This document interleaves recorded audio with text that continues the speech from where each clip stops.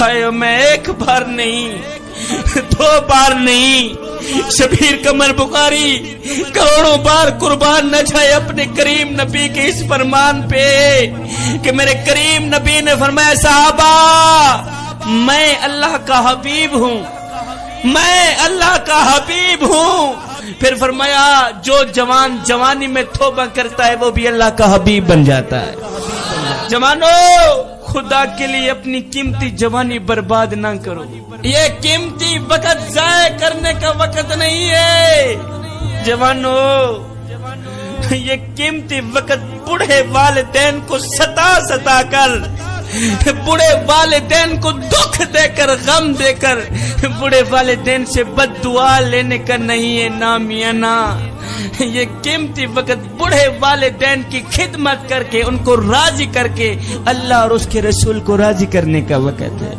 جوانو یہی وہ وقت ہے پکی توبہ کر کے اللہ کے محبوب بندے بننے کا۔ جب تم اپنی ساری زندگی مالک کے نام کر دو گے تو پھر وہ ساری کائنات تمہارے نام کر دے گا۔ میرے حضور علیہ السلام نے فرمایا راتوں کی تاریکیوں میں اٹھ اٹھ کے قرآن پڑھا کرو، اور ہاں قرآن پڑھتے وقت رویا کرو، اگر رونا نہ بھی آئے تو رونے کی کوشش کر لیا کرو۔ حضرت داتا علی حجویری سے پوچھا گیا حضرت اگر رونے کی کوشش کریں پھر بھی رونا نہ آئے تو کیا کریں؟ آپ نے فرمایا پھر اپنے مقدر پہ رویا کرو۔ اتنے سنگ دل ہو گئے ہو کہ آنکھیں آنسو بہانا بھی چھوڑ۔ جوانو خدا کے لیے رب کو پانے کی کوشش کرو، رب کو پانے کی کوشش کرو، اس لیے کہ جب رب تمہارا ہو گیا تو پھر سب تمہارا ہو گیا۔ آج میری قوم کے نوجوان کو جب تھوڑی سی پریشانی آتی ہے تو نمبردار کے بوئے پہ بیٹھا نظر آتا ہے، چودھری کی چوکھٹ پہ بیٹھا نظر آتا ہے، نہ بندے نہ۔ جب پریشانی آئے، دکھ تکلیف یا برا وقت آئے تو تکیے پہ رونے سے بہتر ہے سجدوں پہ رو لیا کرے۔ جوانو جب تم نماز نہیں پڑھتے تو یہ نہ سوچا کریں کہ وقت نہیں ملا، بلکہ یہ سوچا کریں کہ تم سے کون سی ایسی خطا ہو گئی ہے کہ اللہ نے تمہیں اپنے سامنے کھڑا کرنا بھی پسند نہیں کیا۔ سجدوں کی توفیق ملنا بھی رب کی نعمتوں میں سے ایک نعمت ہے، ورنہ جن سے یہ توفیق چھین لی جاتی ہے نا پھر نہ وہ دنیا کے رہتے نہ ہی آخرت کے رہتے۔ امام علی مقام امام حسین رضی اللہ تعالی عنہ فرماتے ہیں کہ مجھے جنت سے زیادہ نماز عزیز ہے، مجھے جنت سے زیادہ نماز عزیز ہے، اس لیے کہ جنت میری رضا ہے اور نماز میرے سونے رب کی رضا ہے۔ میرے حضور علیہ السلام سے پوچھا گیا حضور قربان جائیں آپ کے نام پر، ایک بات تو بتائیں۔ میرے حضور علیہ السلام نے فرمایا جی میرے امتی کیا پوچھنا چاہتا ہے پوچھ۔ کسی نے کہا حضور یہ کیسے پتہ چلے گا کہ ہماری نماز قبول ہوئی ہے یا نہیں ہوئی؟ یہ کیسے پتہ چلے گا کہ ہماری نماز قبول ہوئی ہے یا نہیں ہوئی؟ میں قربان جاؤں میرے کریم نبی نے فرمایا صحابی جب اگلی نماز پڑھنے کا دل کرے تو پکا یقین کر لینا پچھلی نماز قبول ہو ہی گئی۔ ایک نوجوان چیتے کے اوپر سوار تھا اور اس نے سانپ کو ہاتھ میں پکڑا ہوا تھا، لاٹھی کے جگہ استعمال کر رہا تھا۔ آگے حضرت شیخ سعدی علی الرحمن نے دیکھا، دیکھ کر حیران رہ گئے۔ حیرانی کے عالم میں آپ نے پوچھا نوجوان ایک بات تو بتا۔ اس نے کہا جی کون سی بات؟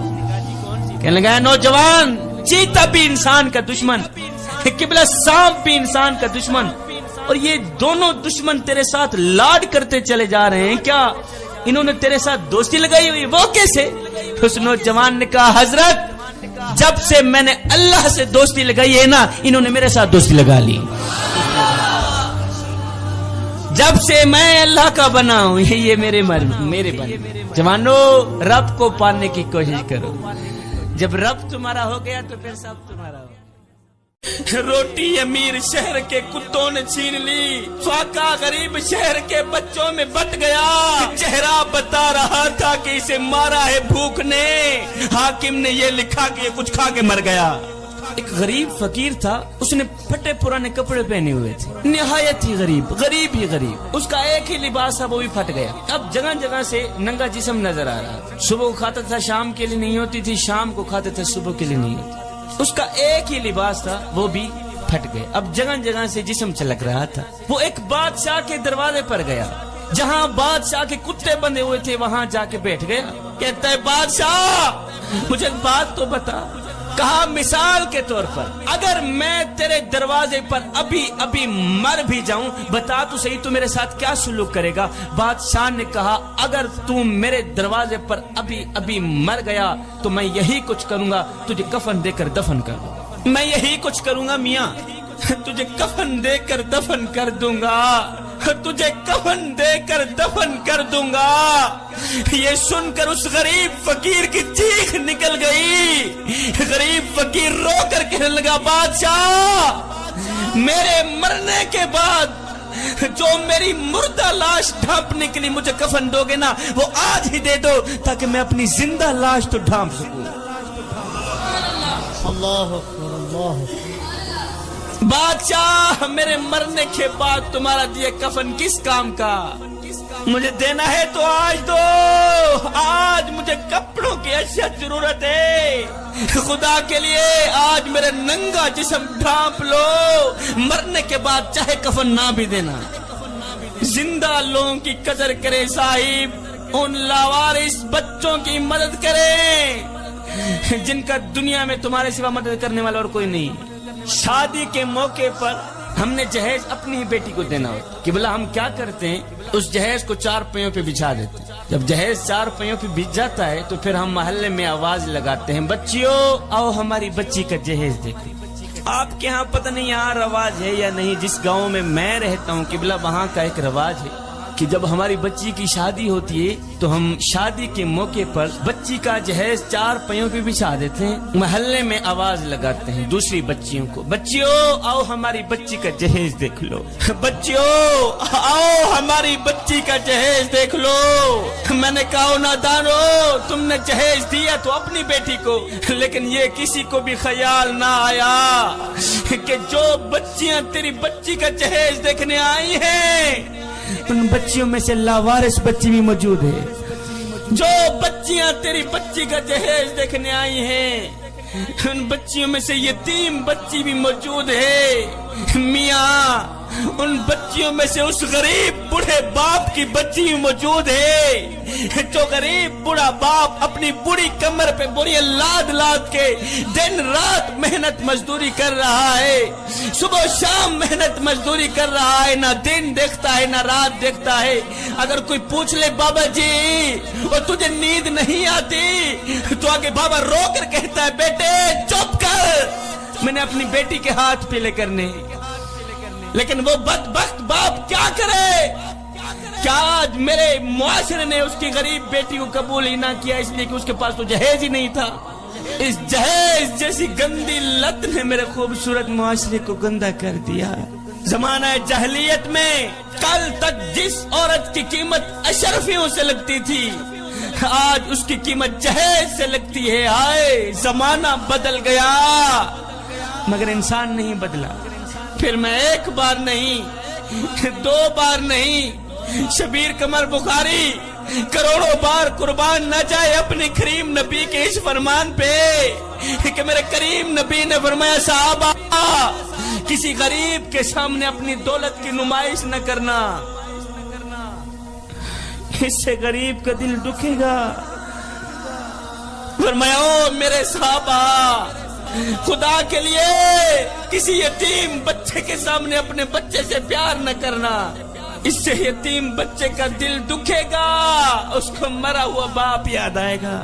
میں یتیموں کے سروں پر شفقت بھرا ہاتھ رکھتا ہوں اس لیے کہ جب میں مر جاؤں کوئی میری اولاد کے سر پر بھی شفقت بھرا ہاتھ رکھے۔ میں غریبوں کی مدد کرتا ہوں اس لیے کہ غریب ہونے میں وقت نہیں لگتا۔ ذکر مصطفیٰ کی محفل میں آنے والوں تمہیں سونے کی تختی پہ لکھنے والا ایک جملہ دے کے جا رہا ہوں، کہنا یہ چاہتا ہوں صاحب عبادت اس مقام تک نہیں پہنچاتی جہاں غریب کی خدمت پہنچاتی۔ ہم غریب کے گھر روٹی دیتے ہیں لیکن تب جب وہ مر جاتا ہے.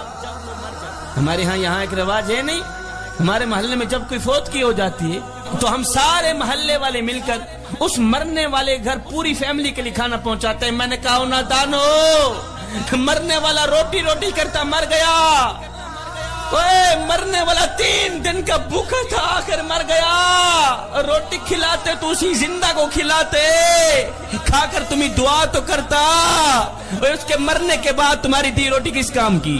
میں نے پوچھا تم کون ہو, شیعہ ہو, وہابی ہو, دیوبندی ہو, سنی ہو, کون ہو بتاؤ تو صحیح. تو اس کی چیخ نکل گئی, رو کر کہنے لگا شاہ جی فی الحال نہ میں شیعہ ہوں, نہ میں سنی ہوں, نہ میں وہابی ہوں, فی الحال میں